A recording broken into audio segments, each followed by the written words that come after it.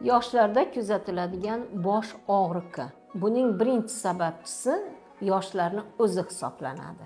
Ya'ni yoshlar, ayniqsa mana shu bahor kelishi bilan yoshlarda bosh og'riqining ko'payishining sababchisi bu ularning o'ziga bo'lgan e'tiborni ko'payishi. Bu yaxshi narsa bir tarafdan.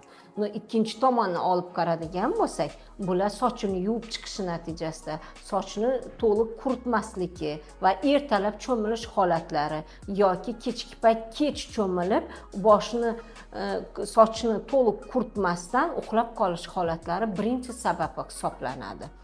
Birinchi qo'ygan tashxisimiz shu bo'ladiki, ko'plab yoshlarda imенно bo'yin sohasidagi trapetsiyasimon shakldagi mushak bo'ladi. O'sha mushakdagi trigeminarniy tochkalarning qotib qolishi hisobiga bosh og'riqi kuzatiladi.